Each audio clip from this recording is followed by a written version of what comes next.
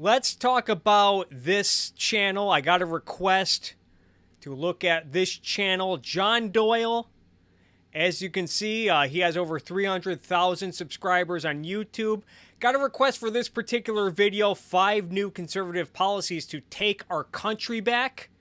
As you can see, this was uploaded June 11th of this year, 2021. Already has over 90,000 views. I won't be able to look at the whole thing. It's 35 minutes long. But I have a lot to say about this, so let's check it out. And here we go.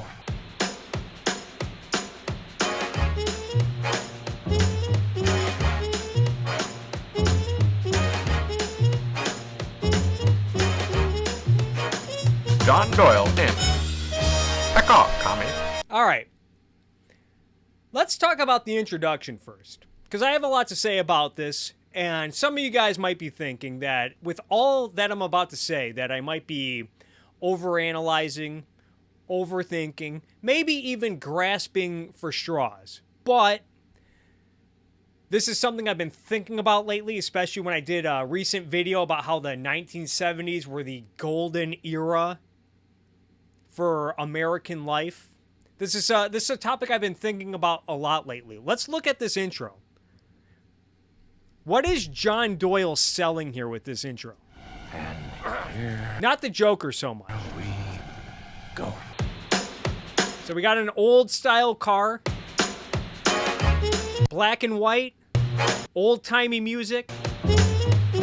He's dressed nice. He's all dressed up. He even has a hat on. Picks up someone who's presumably his daughter, catches a football and throws it back. So kind of like a Leave It to Beaver 50s style sitcom vibe here. You know, he's showing up in his car, probably coming home from work, all dressed up, dressed nice. This serious man, friendly neighborhood, catching footballs, throwing it back to his neighbor. His wife comes and kisses him. John Lights a cigarette. Doyle in. Heck off, commie. All right, heck off, commie. That's the name of his show, Heck Off Commie. He's anti-communist. But what overall is he selling here? What I get from this, and you hear this a lot from a lot of conservatives today, you hear this particularly from the more traditional conservative, paleo-conservative types, but even conservatives in general. Conservatives in general they glorify 1950s life in America. They think the 1950s were like the ideal time, golden age. And you got to think, why do they embrace the 1950s? Because you really can't go before World War II for a variety of reasons. World War II obviously changed the world. The world was not the same after World War II. Embracing any decade before World War II, it's too long ago. And then even right before World War II, you had a decade and a half of the Great Depression. No one really wants to embrace that part of life. So really, if you're going to embrace any era of American life, it has to be sometime between World War II and now. So why the 1950s? Well, the 1960s are obviously out of the question, because when you think of the 1960s, they were both politically and culturally dominated by the New Left, by the hippie counterculture. So the 1960s are out. Now, you can't really do the 1970s either. You think about the 1970s politically, it was the implosion of the Republicans under Richard Nixon. America withdrew from South Vietnam, signaling defeat. They got chased out of Iran. Not a really proud period for America. I think culturally, the 1970s were kind of boring. Maybe that's just me, but whenever I think of the 1970s, I just think of the color gray. Maybe I'm mistaken on that front. Can't embrace the 1990s. The 1990s, because if you embrace the 1990s, while it was not dominated really by the left, by embracing the 90s, you'd have to give the Democrats like Bill Clinton a little credit. So you don't want to do that. You can't embrace the 2000s. It's probably too recent. But also the George W. Bush years were a disaster. They ended with the recession, the financial crisis. Don't want any part of that. So really, all the conservatives are left with are the 1950s and the 1980s. Why not embrace the 1980s? I was thinking about this. The 1980s, dominated politically by the conservatives. Ronald Reagan won back-to-back landslide elections. Not only that, it was the end of communism, the end of the Cold War. You'd think heck off commie, all these conservatives who are anti-communist. You think they would like latch onto the 80s like, yeah, that was when America finally defeated communism, and it was all thanks to Ronald Reagan's brilliance. But here's the problem with the 80s. So there were some other positives of the 80s culturally. When you think of the 1980s, you might think of new technology. You might think of new technology, Apple computers, video games, Nintendo Entertainment System. Usually when you think of the 80s, you think of a culture that's really looking forward in the future and embracing new technology. You might think about wealth creation, the explosion of new corporations like Apple. Also, Walmart exploded in the 1980s. But here's the thing.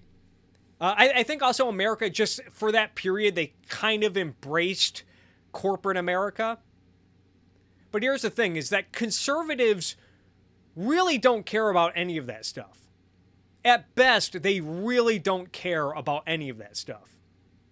You know, they at best they'll probably look at, you know, the wealth creation, the technology. They'll say, that's fine, that's cool, that's neat. So, some gadgets were invented, some people got rich. That's kind of cool, I guess. But even worse, there are probably a lot of conservatives who probably, Apple computers, big whoop. What did that lead to? Now we have a generation of adults and kids and teenagers who are looking at their iPhones, probably looking at porn, spending all day on Tinder and OnlyFans. Who cares? Video games, yeah, what did that do? It discouraged men from starting the nuclear families that are the backbone of society. They probably disdain a lot of the elites who got rich in the 80s, a lot of the technology that was developed, but at best, they probably don't really care much for it. But on top of that, there was a lot of baggage with the 1980s. There was a lot of baggage. When you think of the 1980s, you gotta think, people tend to think of decades in terms of caricatures of that decade, right? When you think of a decade, you know, a variety of images might come through your mind, again, of politicians, events, fashion, trends, technology, culture. And when you think of the 1980s, you might think of a lot of baggage. You might think of the decline of large cities like Detroit, the decline of industrial powerhouses. You might think of crime. You might think of drugs. Even worse, you might think that of the pop culture glorifying things like crime and drugs with music like hair metal and punk rock and gangster rap. The conservatives want none of that. They think all that is disgusting. So what they're left with is the 1950s. And you might be thinking to yourself, you might have this knee-jerk reaction, like, what were great about it? Yeah, so there were some good things about the 1950s, but, what about segregation and Jim Crow and all the racism? But that's not what the conservatives want. In fact, there are some smarter conservatives, they might say something like, yeah, but if you think about it, it was the Dwight Eisenhower administration, Republicans. They were the progressives on civil rights at the time, and Dwight Eisenhower wanted to carry on the mantle of civil rights. He enforced Brown versus the Board of Education. You know who was standing in the way of civil rights were Democrats like George Wallace, who wanted to maintain segregation. So take that, libs.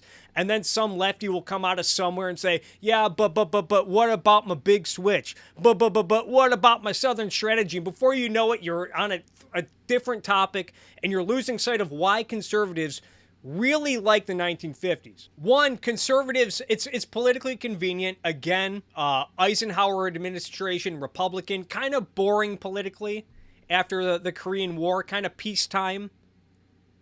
Pop culture-wise, the movies and the music were kind of tame, at least compared to everything that has come since. But most importantly, what was the culture like? When you think of the 1950s, it was the decade of the suburb. It was the decade of the suburb and the nuclear family, and you could raise a 4 to 6 person family on one middle class income with your union job. You know, everyone was dressing nice. Everyone was going to church. I even looked this up. I think church attendance was at a record high during the 40s and 50s. People were taking their families to church. Communities were closer. That's what the conservatives want. That's what the conservative... And it's not like all of that is bad. I'm not against families. I'm not against, embracing a middle-class lifestyle. If that's all you want out of life is a middle-class house and 2 cars and a family of 4, family of 6, whatever. Hey, it's your life. You do you. But that's the American conservatives want. They just want quiet, boring, middle-class, nuclear families. Everyone is going to church. As you can see, heck off commie. What was also strong in the 1950s was anti-communism. Communists were generally treated as pariahs. There was a strong anti-communist sentiment in America. And I think you can see all of this if you watch more of this video. Again, I can't watch the whole thing, but let's jump to about 8 minutes in. Let's check this out. Without shutting off the water at the top of the mountain, then you are not a serious person. You are not having a serious discussion. And this is the fundamental problem with the practical application of libertarianism. The problem isn't necessarily the ideas. Now, what he's going to do is he wants to recruit libertarians to his anti-communist cause. And there are a lot of problems with the libertarian movement. And I would say one of those issues is the fact that the libertarian movement is mostly concerned with politics, whereas conservatives, as you'll see with this video, conservatives are also concerned with other matters, other branches of philosophy. They generally resort to religion.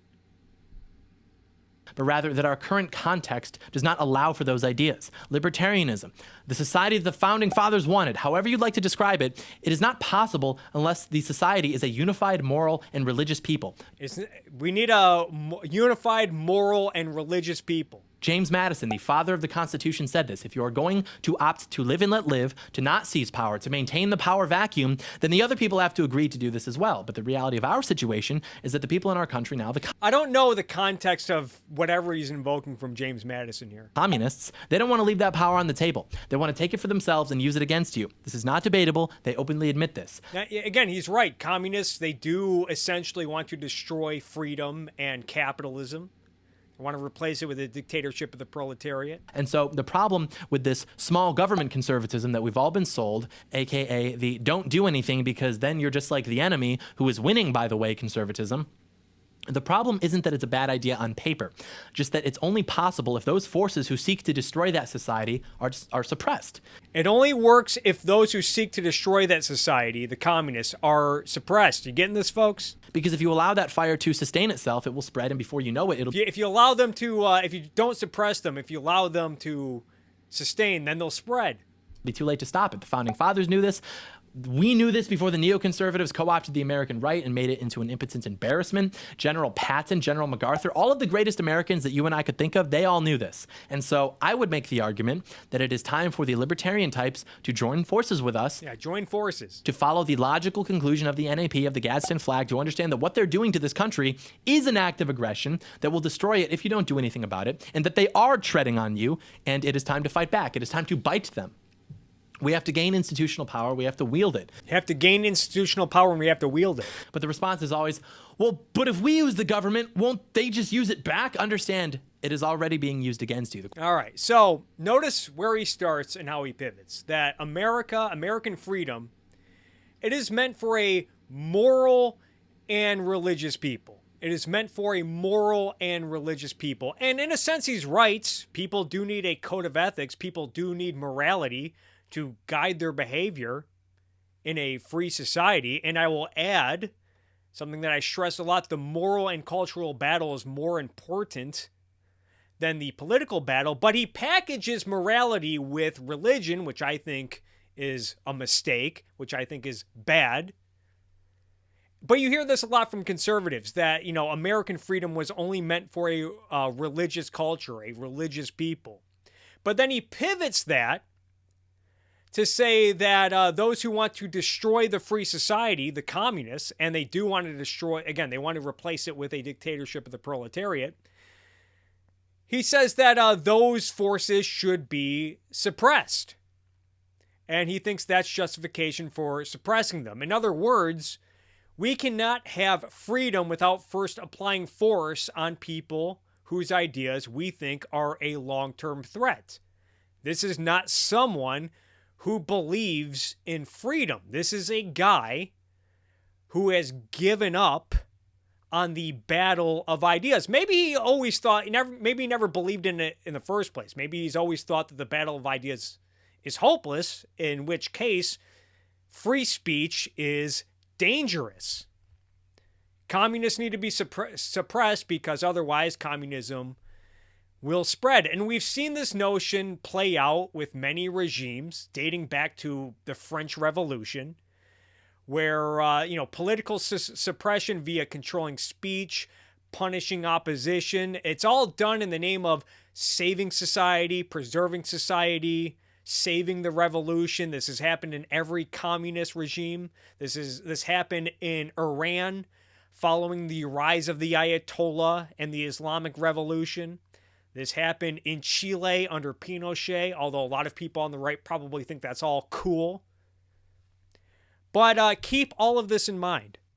Corporations are being used against you. That means worst case scenario, even according to you, and better believe it, you've done the math, we're just going to be back to square one. And so given that, and given that I'd actually like to be able to raise a family here someday, I've concluded that we may as well give it the old college try, right? Let's actually have some balls. Let's have a competent right-wing government for the first time in decades, and frankly, probably ever. Because if we lose, we are going to be regarded as the greatest, most impressively pathetic group of people to ever exist, that we let our country be destroyed by communists, literal communists who masturbate to cartoon animals because we were too comfortable watching Netflix and browsing TikTok, blowing the home court advantage to literal communist perverts. That will be the biggest L in the history of mankind. And so the last thing I'll say about this before we get into the list is that the reason we used to be a much happier, much more unified, much more free country isn't because that was just like the natural state of our existence. It's because to be a communist 100 years ago was almost exactly what it's like to be a right-wing person now in 2021. It's almost 1-to-1. And when I say communist, I'm speaking broadly about the coalition which all of these interest groups are ultimately serving. They're anti-American, they're anti-family, they're anti-God, they're anti-white, they're degenerate, etc. You guys get that? You guys get his definition of communist? Let's hear that again. Ago was almost exactly what it's like to be a right-wing person now in 2021. It's almost 1-to-1. And when I say communist, when he says communist, what does he mean by communist? I'm speaking broadly about the coalition which all of these interest speaking broadly of the coalition groups are ultimately serving. They're anti-American, they're anti-family, they're anti-God, they're anti-white, they're degenerate, etc. All right. That's an interesting way to define communist. I don't know about you guys. I would define communist as someone who seeks to destroy capitalism by abolishing private property and establishing a dictatorship of the proletariat. But Mr. Doyle here defines it as a broad coalition of people who are anti-America, anti-family, anti-God, anti-white, and degenerate. Which, well, dumb, normally would not be that big a deal, but he did say that communists need to be suppressed. And that after him and his friends gained institutional power, they got to wield it. So I'm over here wondering, I got to wonder, what does he mean by this? Does he mean communist being all of those things? That, to be a communist, you have to check all 5 of those boxes? Does he consider any one of those things to be communist? Because I do see a lot of conservatives, they do make package deals out of Marx and atheism, out of the left and atheism. So does Mr. Doyle, does he consider anyone who is anti-God, like myself, to be a communist? The term degenerate, that's a pretty vague term depending on who you ask. Because the show starts off with heck off commie and we got to save America from the communists. So someone like me, I'm all excited. After all, I hate communists and I love America. Where do I sign up to get these commies off my lawn? But then He essentially tosses atheists and degenerates. I gotta wonder, am I also on the chopping block? He did say that America is for a religious people, so you gotta wonder. And actually, on that note, another important thing that no one talks about, why we were fighting communism. The fight against communism, it wasn't about wanting to be able to run to Walmart at 11 p.m., get a pint of Ben & Jerry's and a phone charger. No, it actually had very little to do with capitalism. Had very little to do with capitalism. You guys hearing this? It was about the soul of the nation. It was about the fact that communists were godless. And they're godless. Knew that. And we knew that without God, we would decay into basically where without God, if you give up on God, culture is going to decay. We are now. There's a reason that we mandated that in God we trust be inscribed on our currency in 1955. Your grandparents probably saw that change happen, and it wasn't because we loved capitalism and consumption, though the irony is that as we've lost God and we've become decadent and greedy and the money that we so idolize still has that inscription, that's beside the point. The point is that if you showed an American man in the 1950s what his country would become within the next 100 years, he'd want to go back to the drawing.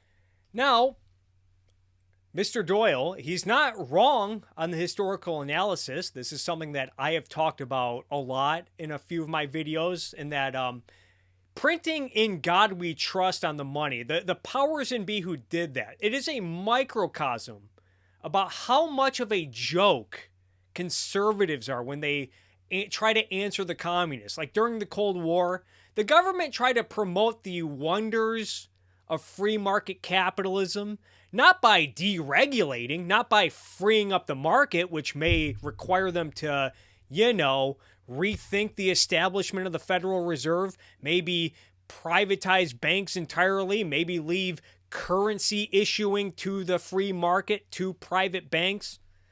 But the powers that be said, no. What we're really going to show those communists, we're going to prove that the free market system works, not by freeing up the market, but by virtue signaling our belief in a deity. You absolutely suck! And this is what I actually appreciate about this channel, John Doyle. This channel embodies everything I've been saying about the modern right the last few years.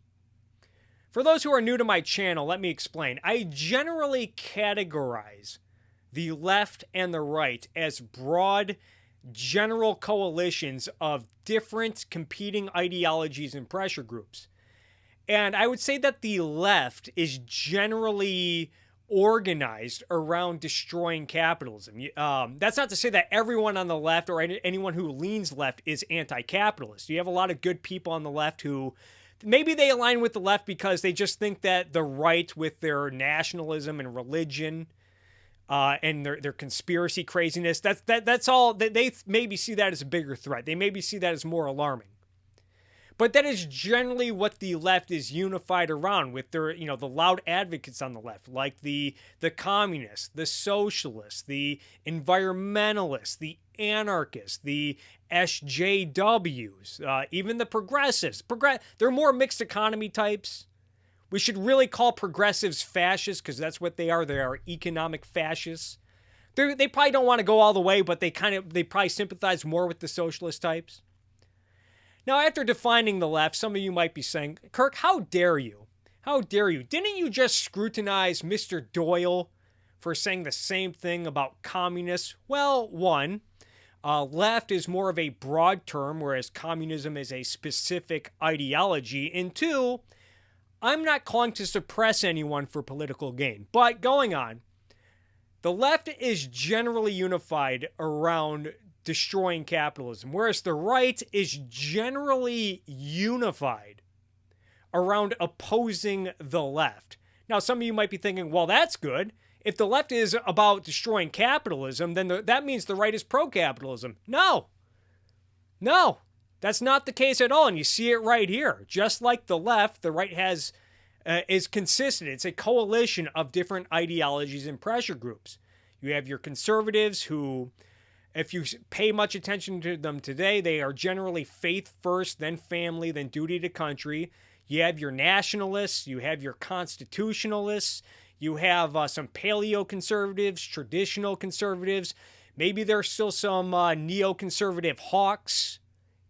Maybe you got some libertarians, some ANCRAPs. Maybe you have some free market advocates that often side with the right. But the right is not unified under any principle other than we hate the left. Why is the left bad? Because they're a bunch of commies who want to destroy capitalism and American freedom.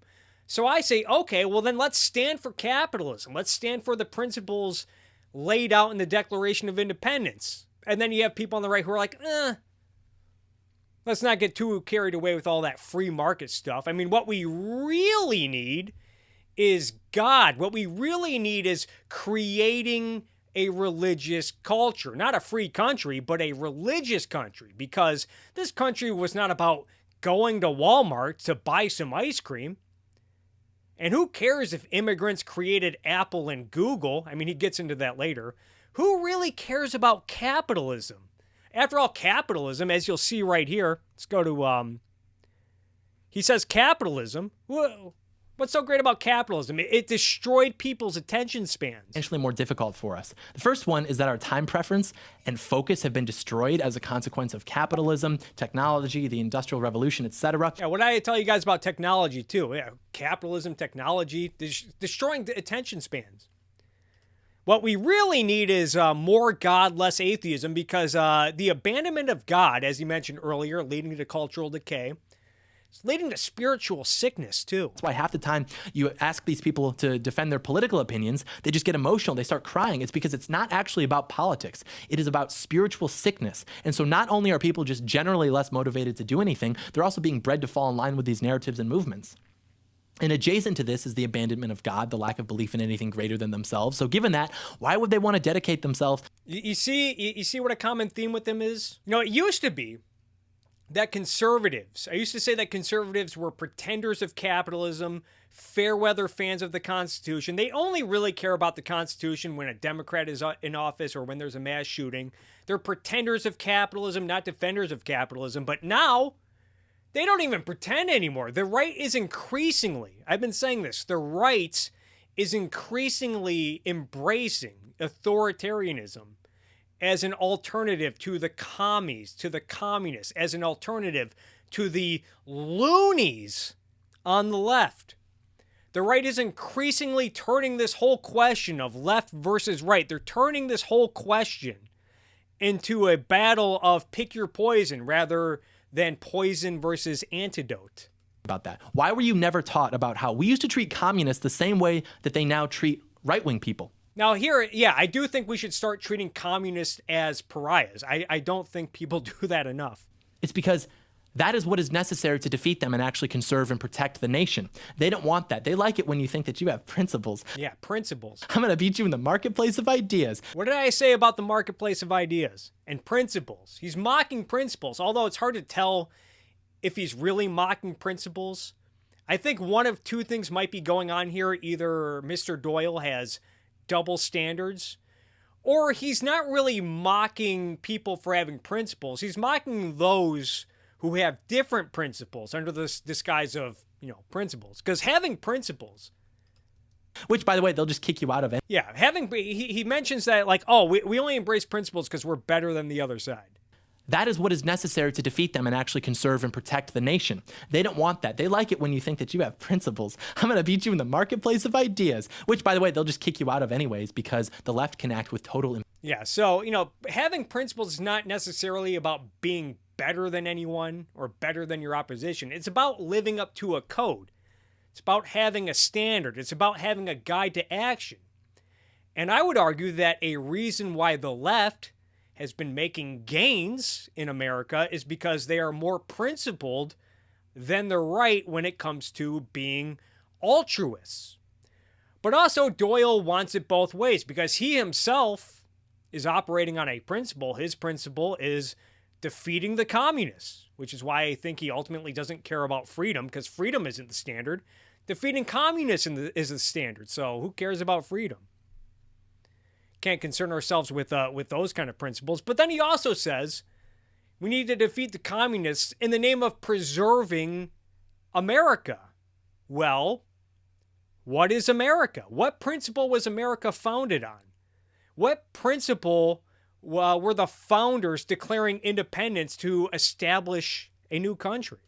impunity because they have virtually all of the institutional power and you have none of it. 100 years ago, we used to target communists in the government, in academia, in the media. You would be fired, blacklisted, maybe even charged. Now look where we are. Tables have turned. By the 1960s, they'd taken over academia. By the Yeah, he's right. So yeah, the left-wing intellectuals, they did take over academia. Might want to keep that in mind. 2000s, right-wing thought was non-existent. By the 2010s, any student or faculty who dissented would be targeted. You will be made to conform. They did the same thing with similar timelines in public education, big business, media, Hollywood, etc. And so we have no idea how to push back. Yeah, so he mentions how they also, managed to take over Hollywood, big business, the media. And I would say that's a consequence of them taking over academia, because a lot of the people that end up becoming business leaders, a lot of the people that enter the media, a lot of people in Hollywood, they do get educated in a lot of these universities that are influenced, heavily controlled by a lot of left-wing intellectuals, the Marxists, postmodernists, all that goofy stuff.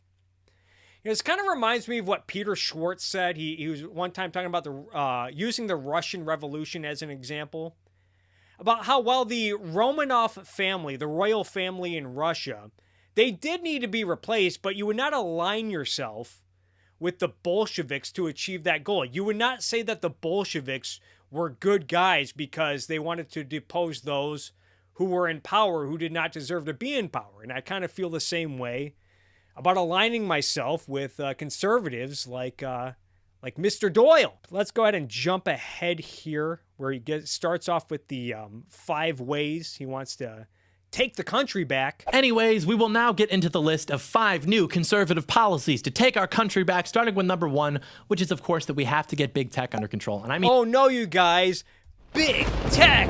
Woo!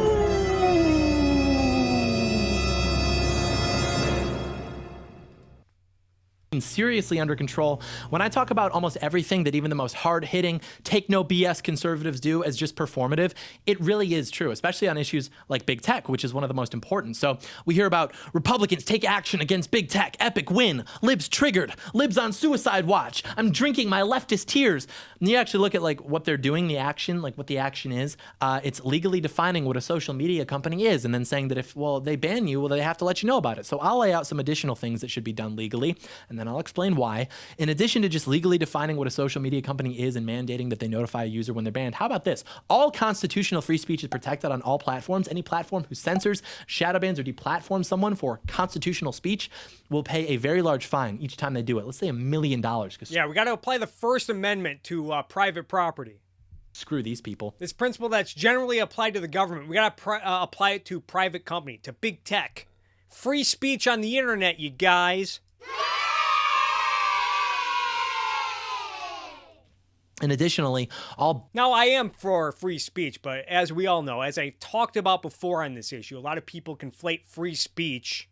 People think free speech entitles you to a megaphone, to a newspaper column, to a means of delivering information. Fine each time they do it. Let's say $1 million, because screw these people. But he thinks, that this standard should be applied to social media companies. And additionally, all previously banned candidates, independent journalists, activists, etc., must be reinstated unless the company can prove that their speech wasn't constitutional. And this would also protect current users who... So yeah, any speech that's constitutional should be allowed on these private companies. And anyone who was previously banned should be allowed back on. And the social media companies, if they ever ban or try to kick anyone off of their try to prohibit anyone from using their services, he said they should be fined $1 million. Haven't been affected yet from the same treatment. Moreover, expand this not only into social media platforms, also internet service providers, Yeah, net neutrality. Let's bring that back. Communications companies so that they can't do this anymore either. That's basically the idea. We would effectively be guaranteeing First Amendment rights on the internet, which is the new public square. All right. So we're guaranteeing First Amendment rights on the new public square. So a few things. Now he's Mr. Free Speech. Now he's Mr. First Amendment. Now he's Mr. Constitution. Recall earlier when he said that communists need to be suppressed, going on to define communists as anti-American, anti-God, anti-white, anti-family, degenerate. So does this First Amendment principle, does it apply to who he considers communists?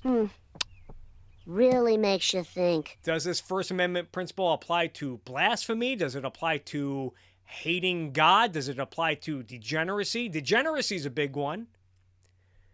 You know, he mentions degeneracy. He mentioned that the internet is the new public square. I've talked about this before, about how this premise will ultimately lead to speech controls. I mean, this was used to justify FCC regulations on speech for broadcast radio, for broadcast television before the internet. And you see many conservatives today using the public square premise to justify outlawing pornography and other obscenities, which, you know, Mr. Doyle's probably in favor of. But they say, hey, you're not allowed to, you know, have sex at your local park. You're not allowed to have sex in public. And since the internet is the digital public square, therefore, you should not be allowed to show yourself having sex on the internet. Oh, but John, if you expand your rights to include the internet, then eventually the government will use that power to take rights away, even though that's incoherent. Well, Completely. it's not incoherent. Not that John Doyle really cares about private property rights, but yes, once you establish that it's okay for the government to violate property rights, and it does not matter what excuse you use, whether it's it's a monopoly. Oh, we're doing this in the name of the general welfare, you guys. We're doing this in the name of the First Amendment. Whatever the excuse is, once you've established that, you've opened the door for greater authoritarianism. And if you don't believe me, just take a look at the long history of the ever-growing welfare state, the ever-growing regulatory state dating back to the progressive era. You know, look at today's progressives, today's economic fascists who argue to expand things like public education to college and secondary education. How today's economic fascist socialists, they advocate for expanding Medicare. Isn't Medicare great? Let's expand it to everyone. Medicare for all, folks. So yeah, once you sign off on this principle, it's only a matter of degree. There is literally no way for expanding First Amendment rights on the internet to come back to bite us. Like, sure, maybe it makes life a little bit harder in Silicon Valley, but they'll adjust. Remember, they're it's just Silicon Valley, you guys. innovators. They'll be just fine without deciding who gets to have an opinion. And you can do this at the state level right now. Just call your people, organize, put pressure on them. We'll put out a script at some point for all of these probably that you guys can use. We'll organize more in the future. But this is absolutely imperative for our future success because, like we said, these platforms are the new public square, and we are New public square. being targeted so severely that if we don't use These are not private companies that were organized to make money for their shareholders and investors. They're the public square. what little power we have left to guarantee ourselves a seat at the table, then we're just going to be deleted from society. Now, I will add, in case anyone, again, is new to my channel, I'm not saying that these social media companies don't have a left-wing bias. I think they do. I'm not saying that they are not beyond scrutiny.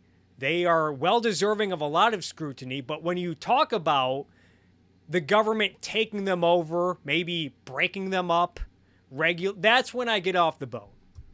And we will have no chance of turning the tide, let alone taking our country back. So we have to go after big tech, but we have to do so with teeth, with balls, because that's all these people respond to. Force. We're the ones who will be placated by a performative display that is ultimately inconsequential. This is a man of force, and he sounds like he's proud of it. And don't bother him with principles about freedom or whatever, because we got to defeat the commies. Oh, we totally owned him by asking him that question. These companies need to be met with force, or else we will all be screwed, blued, and tattooed. Moving on to the second one. I'm going to skip the second one. He essentially calls for controlling food in the name of banning poison because of some gobbledygook about microplastics messing up endocrines and turning people into Democrat voters. Just sounds like a bunch of craziness. Let's jump ahead. Where is it?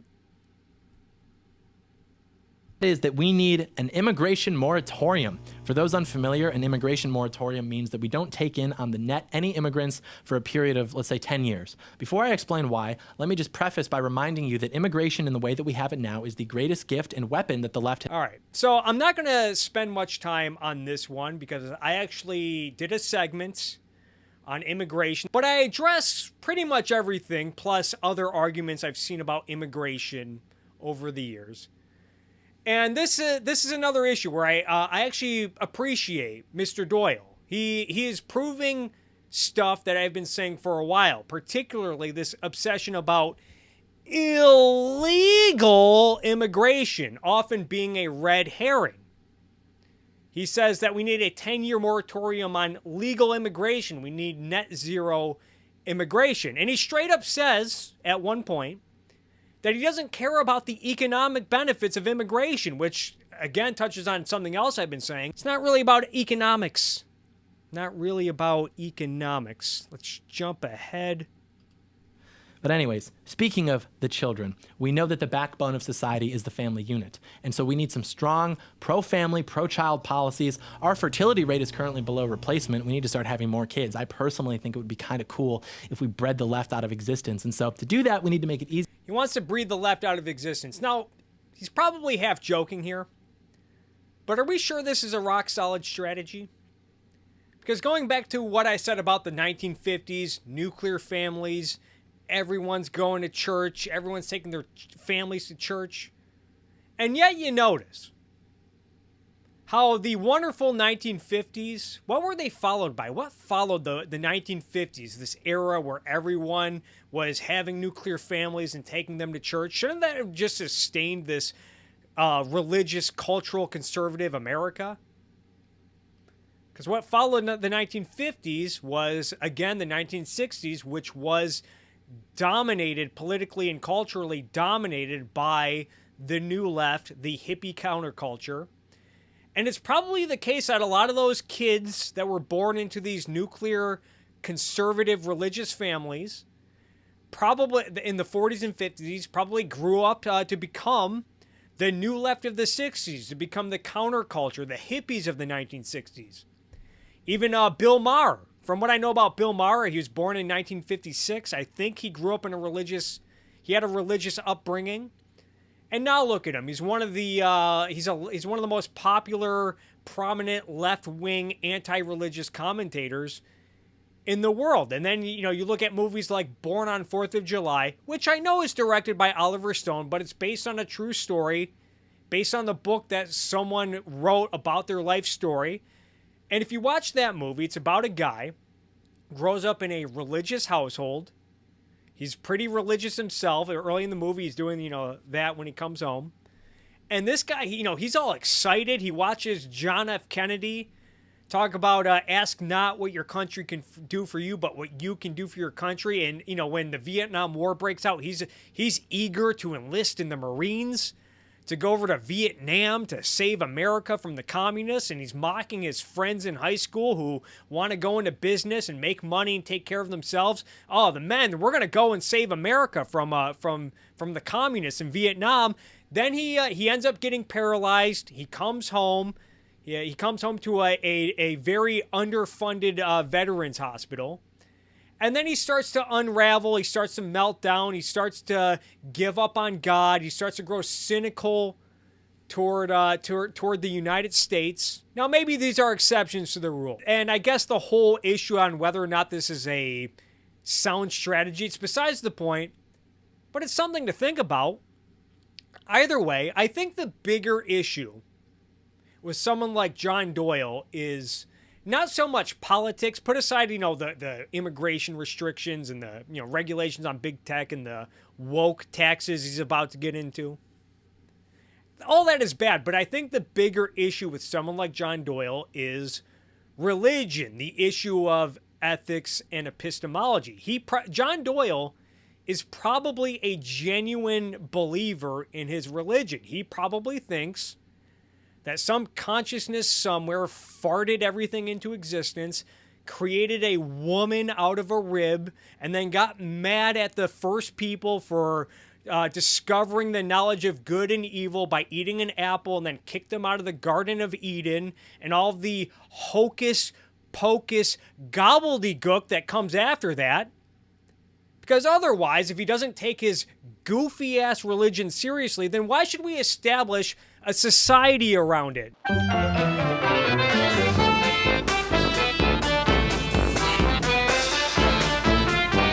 Total clown show, folks. But this is where the real battle is.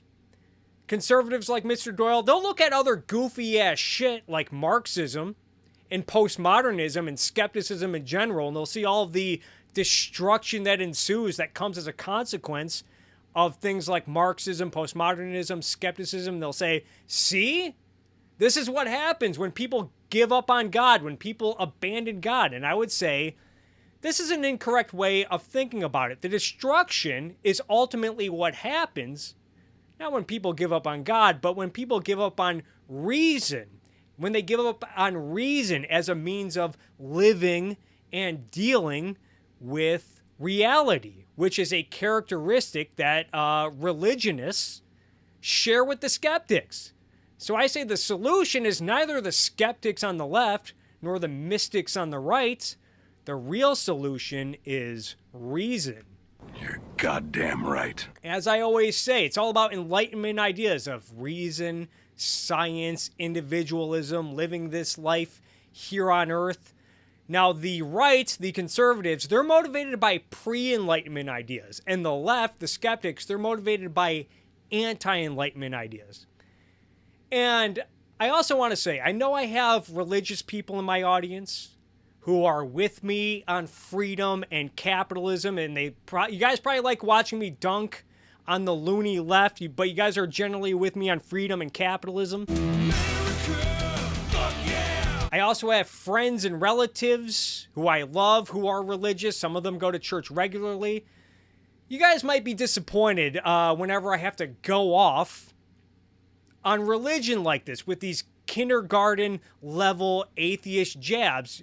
Just understand, it's nothing personal, but when I see stuff like this, I gotta go to work. Easier for people to start families and to have lots of kids and provide for and protect those families. What are some ways we could do that? Ending no-fault divorce, rejecting any zoning laws that seek to end single-family home neighborhoods. Yeah, we need zoning laws. Reject any zoning laws that will replace the suburb. Ending no-fault divorce, rejecting any zoning laws that seek to end single-family home neighborhoods, thereby protecting the suburbs. This will defend expanding the right to carry for all. Yeah. So no, condominium complexes or anything like that, presumably. U.S. We need to protect the suburbs, you guys. citizens, constitutional carry, very epic, banning abortions, ending Common Core, implementing pro-family, pro-America education, banning hormone treatment, puberty blockers, all of that stuff for minors, banning drag queen story hour in public libraries, increasing tax incentives to get married and have children. Tax incentives to get married and have children. Maybe he means tax credits. Although, as I say, tax credits, well, okay, it's the government taking less of your money. They are ultimately a form of fascism. Reaffirming that marriage can only be between a man and a woman, and when we take power, and we will, cleansing the system of all of its wasteful spending. Then we can redirect some of that money to things that are actually like cool, like a redirect the money. National honor, a medal for mothers and fathers who have stayed together and raised 4 or more children. That'd be sick. He wants to incentivize families to have 4 or more children. A medal for mothers and fathers who have stayed together and raised 4 or more children. That'd be sick. That'd be sick. Do that, and then like on the child's 18th birthday, we'll pay off your mortgage or something. Yeah. We'll pay off your mortgage after the child's 18th birthday. He wants to subsidize families. He wants to plan economic policy around preserving the suburb and encouraging people to have families. Country can't have a future if it doesn't have families. Who's going to carry the torch? More babies. Not tomorrow, not after breakfast, now. I'm going to get all the smartest people I know into an office. I'm going to figure out how to make it easier for young Americans to get married and have children. We're banning OnlyFans. And it's not canceling student debt. It's not guaranteed housing. Duh. Relax, lib. My least favorite trend on the left Yeah, he said ban OnlyFans too. is when they pretend to care about What did I tell you about the free speech or banning degeneracy? family and community just because they want First Amendment, unless it's stuff I consider degenerate, free stuff. Like, I know you people. You literally hide in your room during family gatherings, or you just don't. But then again, the only principle is defeating the commies, and apparently that requires banning OnlyFans. even show up. You are not family oriented. You are cringe. You are spiritually ill. But anyways, last one. This one is epic. We need a woke tax. I'm not even kidding. Woke tax, folks. We'll come up with some like PR strategy like, oh, the Marketplace Neutrality Act, whereas the consumer should be free to consume without political messaging, whatever. Something to appeal to the centrists, something to appeal to the people who still think that bipartisanship is an option at this point. Mr. Free Speech wants a woke tax. But the end result will literally be a tax, a financial penalty whenever a big corporation, not a small business, a big corporation that primarily sells a product or service that is not related to politics, does something that either promotes a political message or agenda or discriminates against one. Coca-Cola teaches people to be less white, pay up, jackass. Companies move out of Georgia because they're restricting illegal voting measures and restricting abortions, pay up, something of that nature. Well, but John, who gets to All right, this part is okay.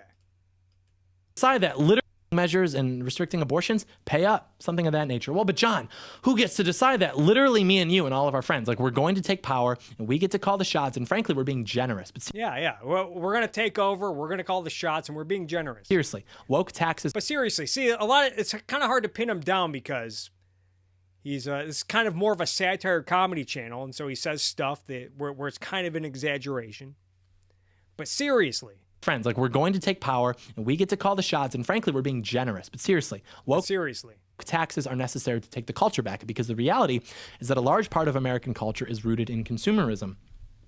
And that needs to be at the very least neutral, so as to not reinforce the leftist narratives that are being propagated by every other aspect of. So we need a tax on leftist narratives. Now, I don't like it when corporations get woke either. I don't really like it when corporations get political, although it is sometimes necessary for large corporations to get political to keep power lusters off their ass.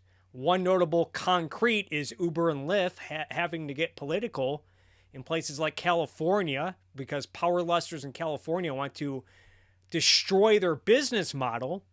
And this goes back to how he wants to impose the beloved First Amendment, Mr. Free Speech, on social media. But now he wants to also impose taxes on institutions for what? Because they share political ideas that he doesn't like.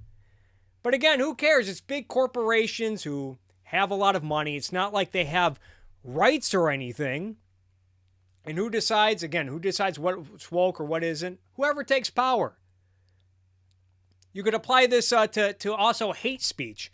You know, when the left takes over and they want to apply their hate speech laws, who gets to decide what constitutes hate speech? Well, whoever's in power, because it's all fucking arbitrary. Anyway, that's John Doyle. What else is there to say? He's a man who hates communism but does not care much for capitalism, and he wants to use force and political power to cultivate the society that he desires.